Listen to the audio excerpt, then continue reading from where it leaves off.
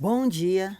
Hoje, então, eu vou explicar a palestra A História na Era Google, que o historiador Carlo Ginzburg proferiu no seminário Fronteiras do Pensamento na Federal do Rio Grande do Sul e que está disponível na plataforma Moodle, né, de vocês. Por que eu escolhi essa palestra para encerrar o módulo sobre a microhistória e principalmente a microhistória segundo Carlo Ginzburg, que foi como eu pensei esse módulo? Eu escolhi porque, se vocês prestarem atenção na palestra, é basicamente uma apresentação oral no mesmo modelo do texto Latitudes, Escravos e a Bíblia. Está lá ele faz aquele mapeamento da situação geral do que se diz sobre a história na era Google, né? Qual é o problema da leitura da internet, do conhecimento na internet. Depois de construir esse panorama geral, ele pega um caso individual, né? Que é no caso do Latitudes, Escravos e a Bíblia, foi do Jean-Pierre Pirri. No caso da internet na era Google, foi o da Diana, essa menina da Sibéria. E aí, ao analisar o caso individual, ele compara com as formulações gerais e chega a novas conclusões.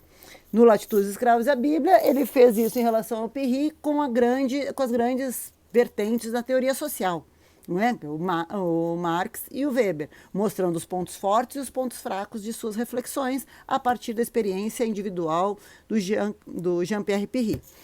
No internet na era Google, a história na era Google, ele compara com o caso da Diana as reflexões do Chartier sobre a leitura na internet, né? E aí chega a uma reflexão sobre as possibilidades da história e da leitura na era Google. Bom, a primeira coisa que nós temos que apontar é que ele faz um mapeamento do problema. Primeiro apontando como existem erros na Wikipédia, como existem coisas falsas, coisas mentirosas na internet, no Google especificamente, e como existe muito lixo, né, nessa rede mundial de computadores. Como você vai diferenciar ao entrar na internet o que é lixo, o que é verdade, o que é falso? Bom, ele vai apontar que a distinção só é possível, né, para quem tem uma formação de educação escolar, uma formação verdadeira do ensino escolar. É essa formação que vai te dar os instrumentos para saber utilizar a internet. Daí ele criticar a versão de que a internet é democrática. Ele vai dizer, não, a internet não é democrática. Ele vai inclusive usar uma passagem de Jesus, né? Pois aquele que tem, mais será dado, né? Porque quem já tem uma formação escolar consegue navegar, surfar na internet de forma muito mais coerente, produtiva, rigorosa, tirando aí sim a potência de conhecimento que a internet e o Google trazem, né? Então, se ele vai dizer que a gente sempre diz, a escola precisa ter acesso à internet. E ele vai dizer o inverso. Mas a internet precisa da escola.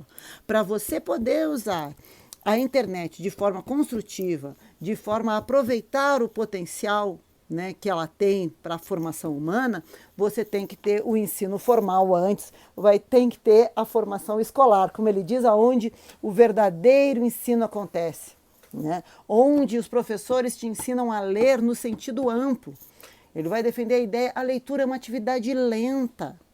Né? Você tem que ruminar as palavras para compreender o texto. Né? Eu sempre falo isso, lê com calma, lê 2 vezes, marca a palavra que você não conhece, procura no dicionário. Por quê? Porque os textos são difíceis mesmo. Ainda mais numa época de velocidade, de aceleração e de textos curtos. Né? Quando você pega os textos densos, poxa, em teoria tudo que é texto é denso. Você precisa saber ler devagar, ruminar as palavras, né? Ler com o dicionário do lado e ler pelo menos 2 vezes. Ele também lembra, né, que dos sentidos da palavra história. Né? Quando você fala história, você fala um gênero literário, uma escrita narrativa, né? Mas você também fala de um processo histórico.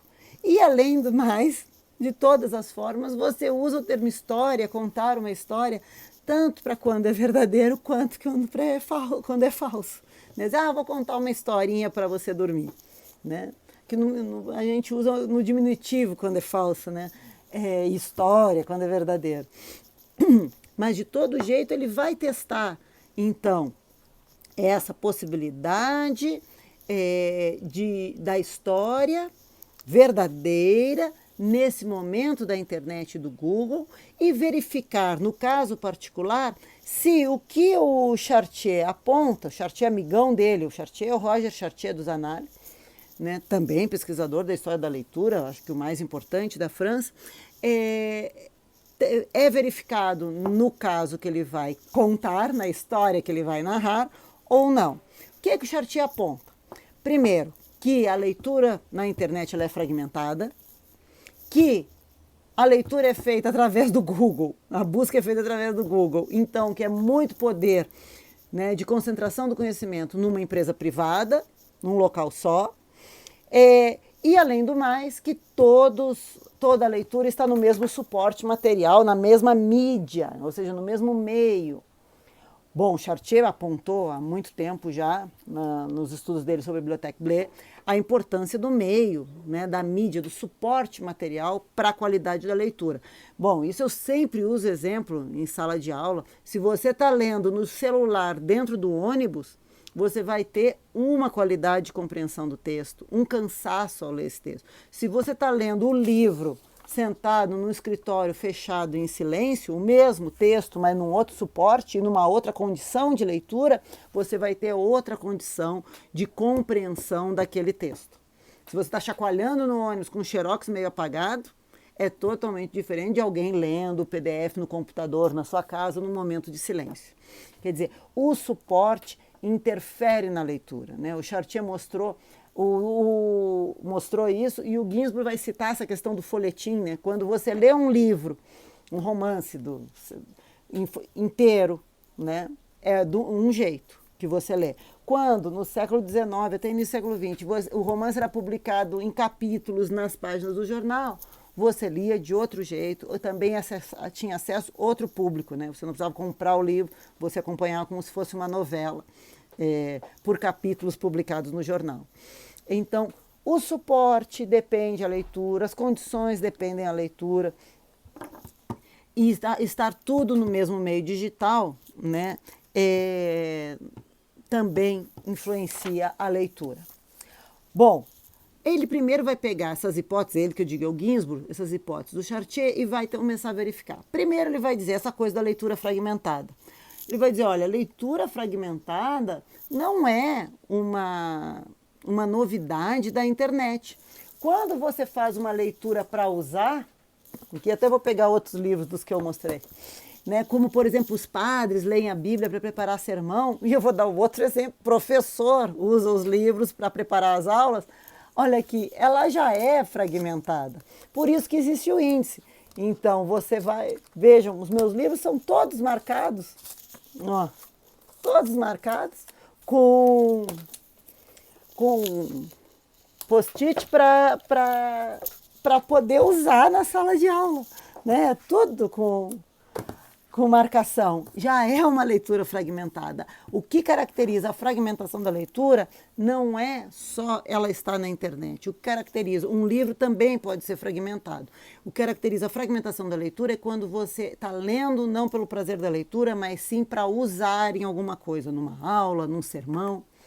Segundo, a materialidade. Olha, a materialidade afeta? Claro que afeta, né? Mas aí o Ginsburg faz uma análise mais estrutural da questão. Ele vai dizer, mas o que tem atrás dessa materialidade da internet? Matemática, números. E isso já não é o que você fazia para contar qualquer história que envolvesse uma experiência. Você não dizia quantas vezes. É muito legal, ele dá uma...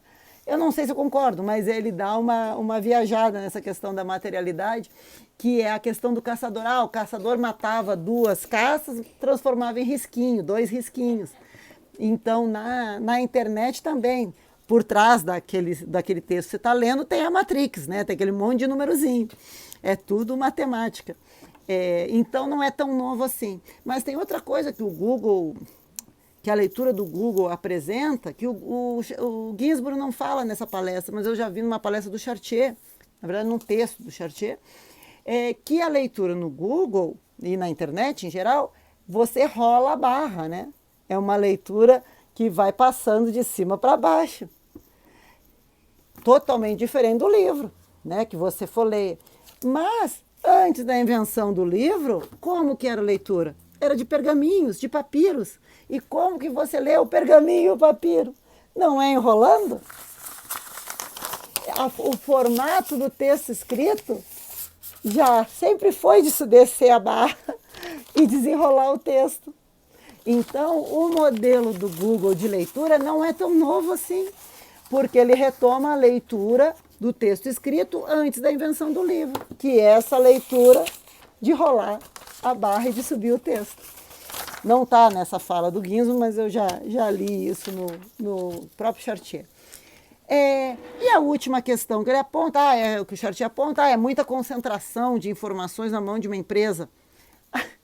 O Ginsburg vai dizer, poxa vida, mas nunca teve isso antes.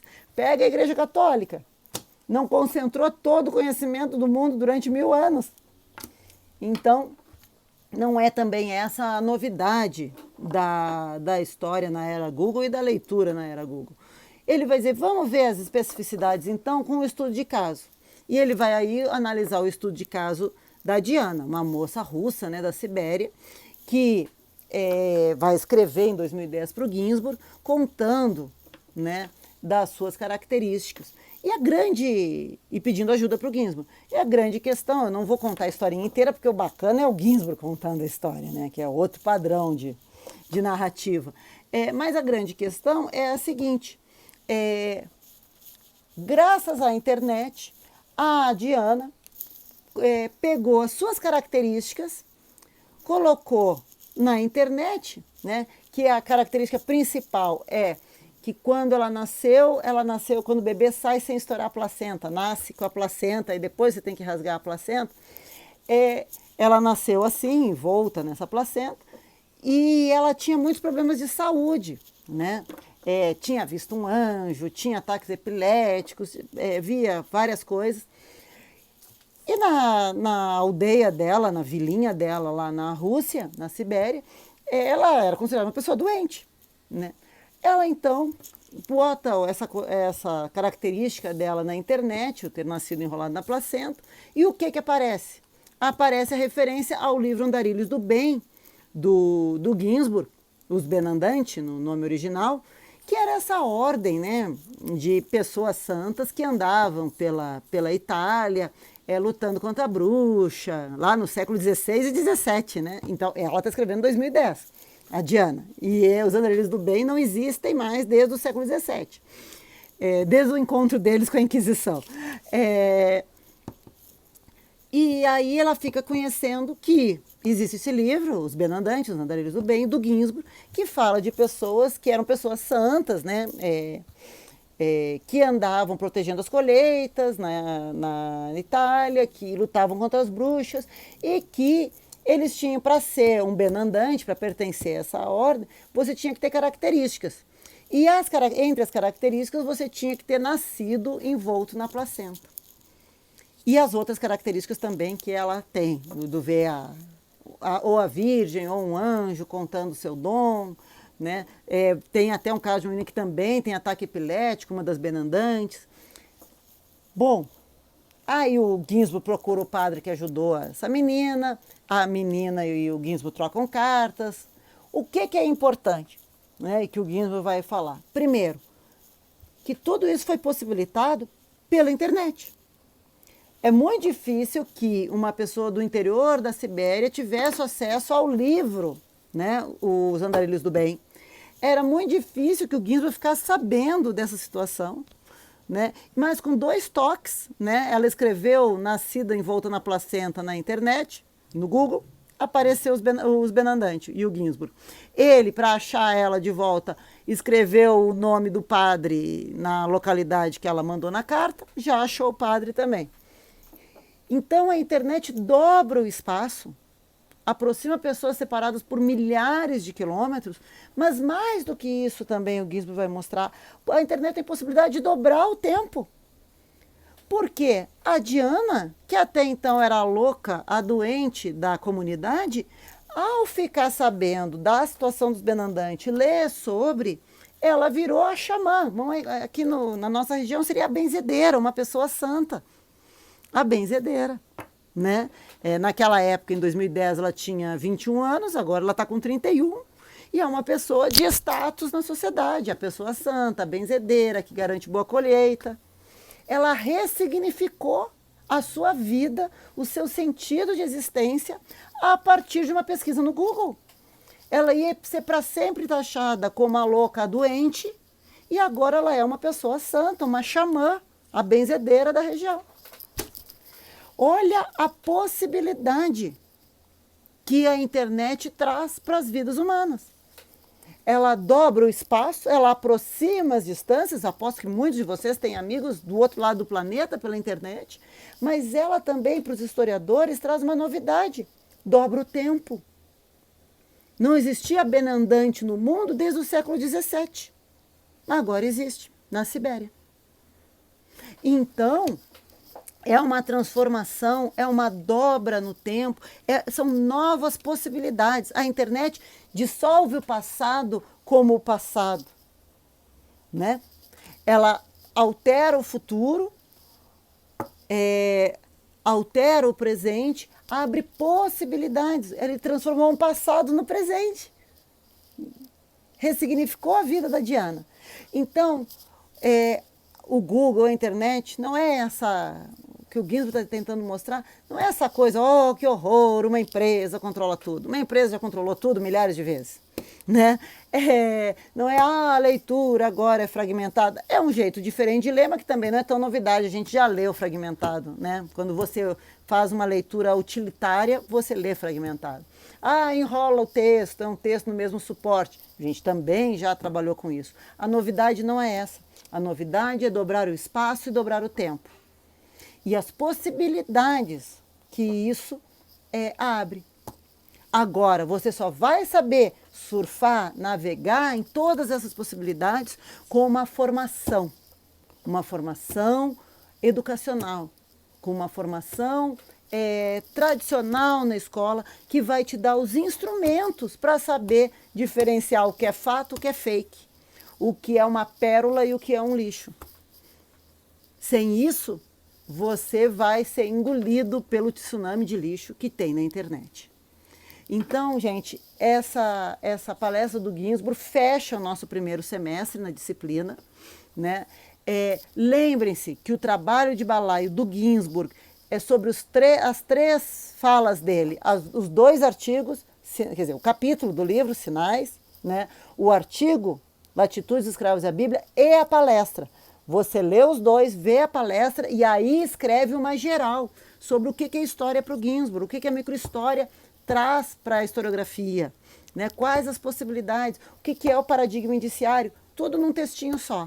Caprichem no Ginsburg, que ele vai encerrar o semestre. Lembre, são 5 trabalhos, cada um valendo 2 pontos. Eu vou fechar as notas e postar nos sistemas digitais que forem necessários, Google,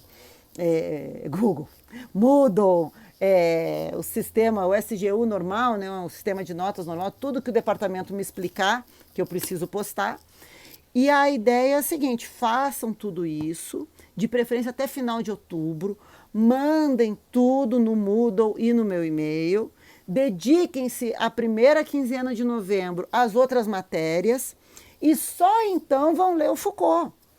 Tá? Deixem o Foucault para ler logo quando vai iniciar o nosso segundo semestre. O nosso segundo semestre inicia dia 24 de novembro. Amanhã eu vou confirmar no departamento se mantém essa data. Se mudar essa data de 24 de novembro, vocês vão ser os primeiros a saber. Eu saio da reunião e já mando o WhatsApp avisando. Mas, inicialmente, a nossa aula volta dia 24 de novembro, com o início do segundo semestre, discutindo o texto do Foucault. Mas só vão ler o texto do Foucault depois se tiverem enviado tudo do primeiro semestre. Vamos passar a régua nesse primeiro semestre. Eu vou fechar, como tem até dia 20 de novembro para mandar o do Ginsburg, né? Eu vou fechar as notas naquele final de semana ali, 20, 21, 22, tá? Postar de novembro, né, gente? Postar tudo no sistema e a gente inicia o segundo semestre zerado. Não deixem coisas do primeiro semestre para fazer no segundo semestre, tá? Organizem-se. E não se preocupem com o Foucault agora. Ele já está no Moodle porque ele é o texto que abre a nossa próxima semana de aula, que é a semana do 24 de novembro.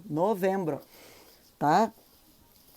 Para vocês lerem quando vocês terminarem tudo de todas as matérias do primeiro semestre. Aí vocês vão sentar aquele final de semaninha, se Deus quiser, que eu vou estar fechando as notas, vocês vão ter entregue tudo, e aí vocês vão ler o texto e dia 24 a gente começa a discutir. Acompanhem pelo Moodle, fiquem atentos no WhatsApp e até breve.